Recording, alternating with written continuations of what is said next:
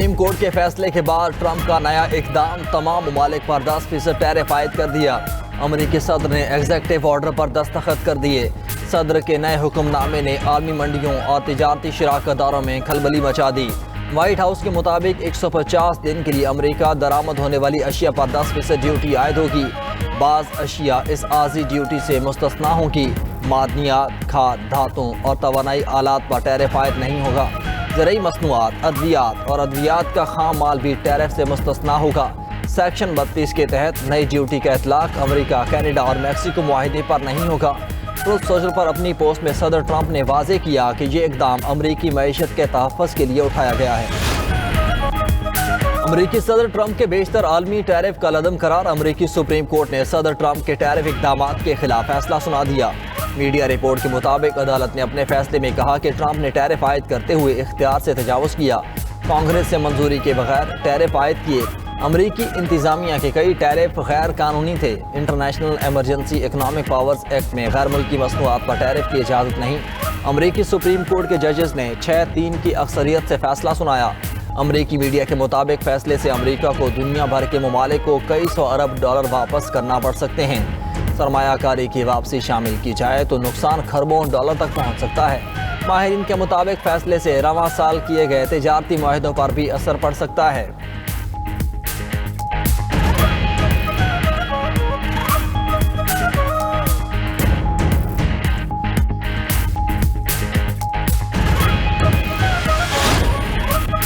Trump ने supreme court के फैसले को शर्मनाक करार दे दिया। अमरीकी सुप्रीम कोर्ट के फैसले पर रद्द-ए-अमल में ट्रंप ने कहा, अदालत गैर मुल्की मफादात के ज़ेरे असर आ गई।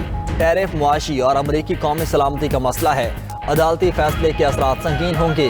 टैरिफ रिफंड करना नामुमकिन होगा। टैरिफ से मुतालिक दीगर मुतबादिल तरीके इस्तेमाल किए जाएंगे। टैरिफ हमारे लिए मईशत और कौमी सलामती का मसला है। भारत के साथ मुआहिदा बरकरार रहेगा, उन्हें टैरिफ देना होगा। ट्रंप का मजीद कहना था कि उन्होंने टैरिफ के जरिए पाक भारत जंग रुकवाई। वज़ीर आज़म शहबाज शरीफ ने कहा कि आपने पाक भारत जंग रुकवा कर करोड़ों जानें बचाई। टैरिफ के जरिए अमरीका में अरबों डॉलर आए। दूसरी तरफ बरतानिया ने रद्द-ए-अमल में कहा कि अमरीकी इंतजामिया के साथ टैरिफ असरात का जायजा लेंगे।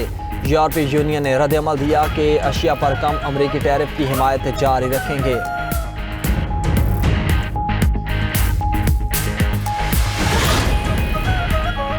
ईरान पर महदूद हमले पर गौर कर रहा हूं, अमरीकी सदर ट्रंप ने।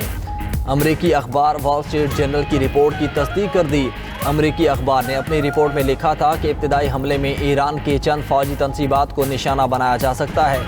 ईरान पर महदूद फौजी हमला तेहरान पर दबाव डालने के लिए पहला कदम होगा। मुमकिना तौर पर ख़ास ईरानी शख्सियात को निशाना बनाया जा सकता है। उधर दुनिया का सबसे बड़ा तैयारा बरदार जहाज़ बहरा रोम में दाखिल हो गया। तैयारा बरदार जहाज़ जेराल्ड ऑर्फोर्ड चंद दिन में मशरक़ वस्ता पहुँच जाएगा। दूसरी तरफ अमरीकी तैयारों की मशरक़ वस्ता में परवाज़ें। फ्लाइट रेडार के मुताबिक गुज़िश्ता 24 घंटे में कई अमरीकी तैयारों को मशरक़ वस्ता आते जाते देखा गया।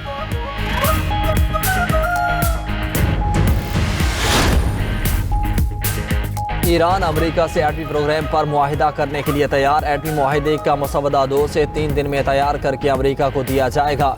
ईरानी वज़ीर ख़ारजा अब्बास अराग़ची की एटमी मुआहिदे के मसवदे की तैयारी की तस्दीक। कहा कि तेहरान आइंदा चंद दिनों में एटमी मुआहिदे का मसवदा तैयार करके हतमी मंजूरी देगा। उसके बाद ये मसवदा अमरीका के हवाले किया जाएगा। अमरीकी सदर ट्रंप ने ईरान को मुआहिदे के लिए 10 से 15 दिन का अल्टीमेटम दिया था।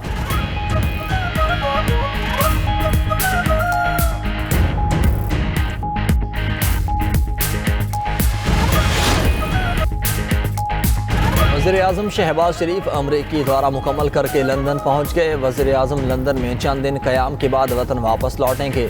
वज़ीर आज़म ने वाशिंगटन में गज़ा अमन बोर्ड के इजलास में शिरकत की। शहबाज शरीफ की अमरीकी वज़ीर ख़ारजा मार्को रूबियो से मुलाकात भी हुई। पाकिस्तान का गज़ा अमन मनसूबे पर अमल दरामद के लिए बोर्ड ऑफ पीस के साथ काम करने के अज़्म का इरादा।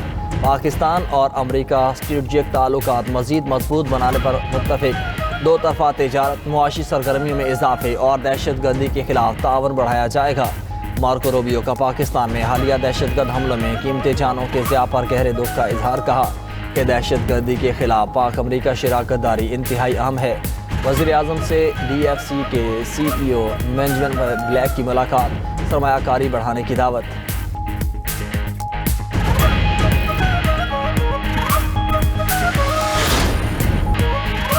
T20 वर्ल्ड कप में नया इम्तिहान, आज से सजेगा सुपर 8 मरहले का मैदान। इफ्तिताही मुआरके में टकराएंगे न्यूजीलैंड और Pakistan.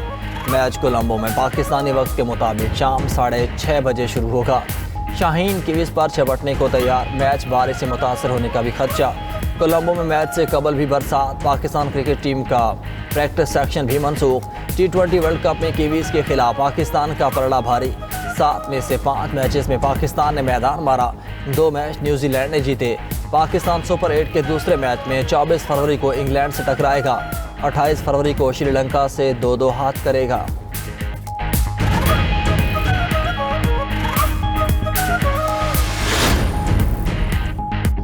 Head coach T20 world cup में कौमी टीम की कारकर्दगी से मुतमईन। न्यूज़ कॉन्फ्रेंस में माइक हैसन ने कहा कि ग्रुप मरहले में जो कुछ हुआ वो माजी था। हमारे क्रिकेटर्स ने बहुत अच्छी कारकर्दगी दिखाई, अटैक हो या डिफेंस, उस्मान तारिक दोनों के लिए कारगर हैं। एशिया कप के बाद बाबर आजम को बताया था कि उन्होंने मिडिल ऑर्डर में खेलना है। कौमी टीम को बाबर आजम की स्किल्स की ज़रूरत है, जहाँ फ़ख्र की ज़रूरत होगी उसे खिलाएंगे। कीवी बल्लेबाज मार्क चैपमैन का पाकिस्तान के खिलाफ रिकॉर्ड शानदार है।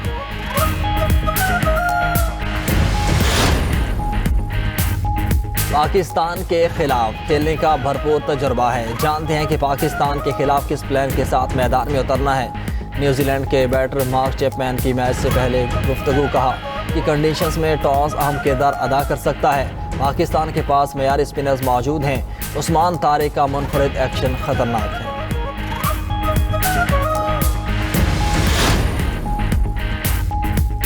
पंजाब के कई इलाके धुंध की लपेट में, मोटरवेज के कई सेक्शंस बंद। M3 लाहौर से जड़ावाला तक बंद, मोटरवे M4 बरमुल्तान से शामकोट तक गाड़ियों का दाखिला ममनू। मोटरवे पुलिस का कहना है कि मोटरवेज की बंदिश का मकसद आवाम की जानो माल का तहफ़्फ़ुज़ है। शहरियों से धुंध में सफ़र ना करने की अपील भी कर दी।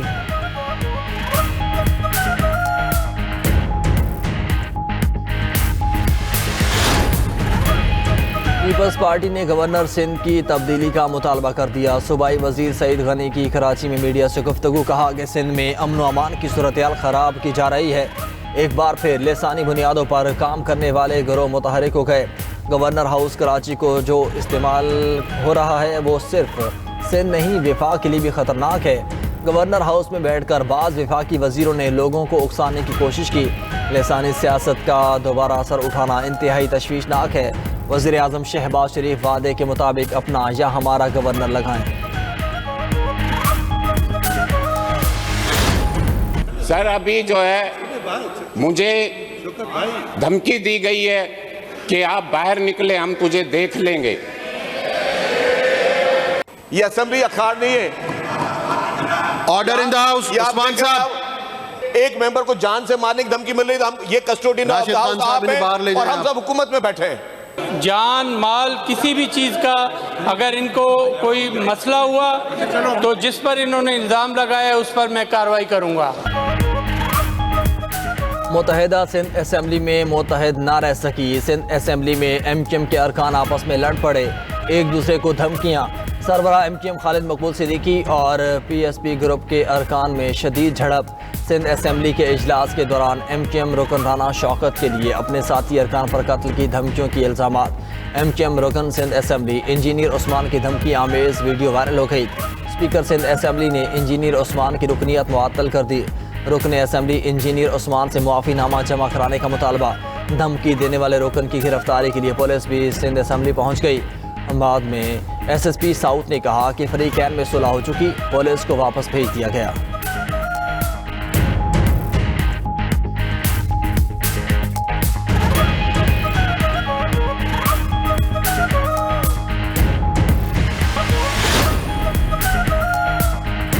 अमरीकी फ़ौज का मशरक़ी बहरुल काहिल में जहाज़ पर हमला, 3 अफराद हलाक। अमरीकी हुकाम के मुताबिक ये हमला मनशियात स्मगलिंग के खिलाफ कार्रवाई है।